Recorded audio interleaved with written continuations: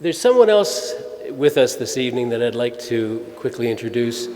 It sounds a bit like, Tamara, this is your life, but there's an individual here who has been a strong supporter of the Tamara Gordon Foundation, and in fact, she was instrumental in awarding Tamara her very first scholarship.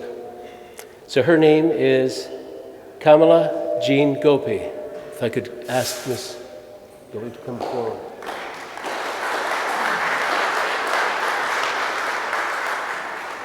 Good evening, everyone. I'm happy to be here.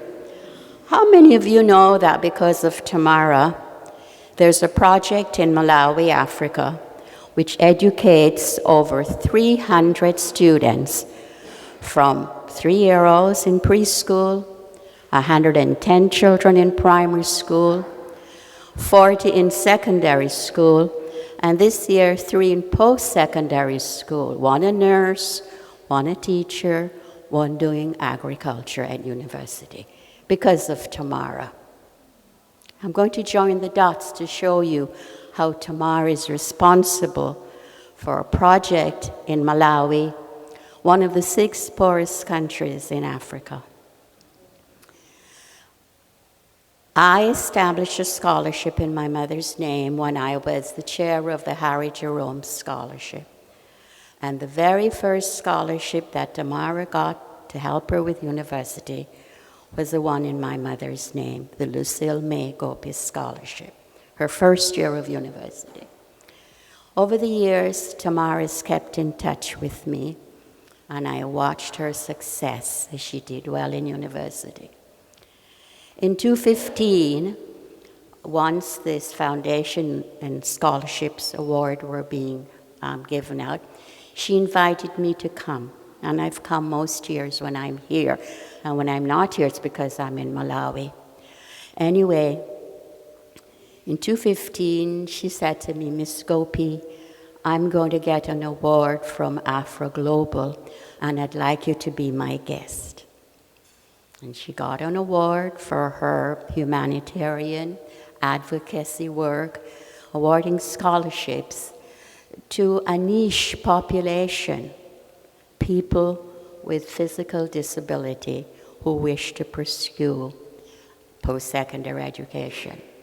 At that event, silly old me bid on a trip to South Africa. And lo and behold, I went to South Africa in March of 2016. Now, I guess I'm accustomed to thinking, I was a teacher, I should tell you, so education is important to me. And in a market in Cape Town in 2016, I started to talk to a young man in the market who said to me, you know, ma'am, I'm very poor. My father is dead.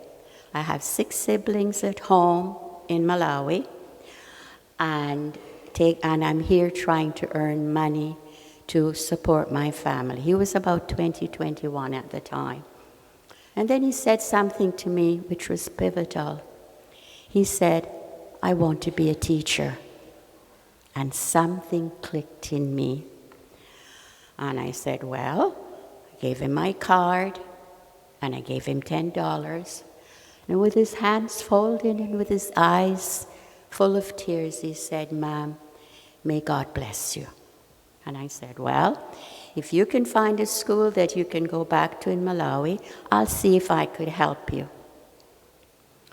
Within 2 weeks, by the middle of April, I got an email from him that he found a school that he could go back to finish his high school education. And I said, fine, I'll see if I can help you. And I found someone, because he didn't have an address, he didn't have a bank account, but through friends of friends, I was able to get money to him for a 4-day bus trip from Cape Town, South Africa, to Zomba, Malawi. When he went back, I said, send me a picture of your family. And they were standing in front of his house. 6 siblings, his mother and his grandmother. He was the only one wearing shoes. I was distressed. So I sent some money through MoneyGram, and I said to him, buy some shoes for your family. And he emailed me back and said I bought the shoes, but I also bought some fertilizer for my grandmother's garden. And I bought food because he hadn't worked for April and May to send money back. And I thought, there's something special about this young man. So I sent him to school in Blantyre, a boarding school. And my cousin, first of all, I have a cousin who is the doctor of the Center for Disease Control. And at that time, he was in Pretoria from the United States government, Director General for all the work dealing with Ebola, HIV, AIDS, and so on. And he said, let me check out the school to make sure that what he's telling you, is true. So when he checked it out and found that it was fine, I said, fine, I'll help this young man. Well, in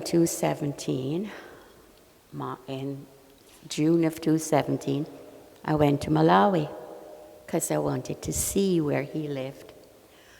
And I met him at his school in Blantyre, and I said, I've brought some things for your family. And then on the weekend, I got a driver to drive me to Zomba. And I stayed in the hotel, and I said, well, where do you live? He says, oh, ma'am, we have to go another 30 kilometers. And by this time, it's dark, and once the sun sets in the tropics, it's night. You should know that in Malawi, 60% of the population live on $2 a day. $2 a day, because 70% are subsistence farmers, and only about 40% of the country has electricity. So I got the driver to take me to his village, and with my heart pounding, where am I going? It's dark, there's no paved roads. Got to his village, no paved roads, no electricity, no running water. And I thought, oh my Lord, what did I do? Well, the next day, I used the minibus, and that's the whole story. When I got there, I had books I had taken, and I sat and began to read. And there are lots of little children running around. And the young man's name is Happy. And I said to him, do those children go to school? By this time, he's calling me Mother. He says, Mother, there's no school. I came back to Canada, chatted with friends, what can I do? And a friend said, well, why don't you build a classroom? So in August, I sent every week through MoneyGram at the post office to build this classroom. And every week he would send me pictures. Now, so I decided I wanted to go back to see how it was done. I thought I was going to have about 40 students. 2 days before, I get an email and he says to me, should I keep registering? And I said, how many do you have? He said, 70. One classroom. Well, I won't tell you the rest of the story, but I can tell you that 7 years later, we now are supporting 3 preschool for over 200 children. We now have, I just was talking to him yesterday, 38 in secondary schools, as I mentioned, 110 in primary school, and 3 young people are doing post-secondary. The young woman who's doing nursing, both her parents died of AIDS, right? So Tamara started something. And when you connect the dots, you see that one person can make a difference. And you never know what will happen. I call it my $10 miracle, but it wouldn't have happened without Tamara. If she didn't invite me to that event, I would not have gone to South Africa. I would not have met Happy. And this village now has a well, it has a solar panel, so we have some electricity. We have sewing machines, and women are learning to sew, and they make the uniforms for their children. The young men have learned carpentry, and they make the desks for the classroom. Children who last year were sitting under a tree. So Tamara is a very special person. But my message to you today is, you never know where your act of kindness can lead. So because of her, over 300 children from 3 years old to 25 years old are getting an education because of Tamara. Thank you.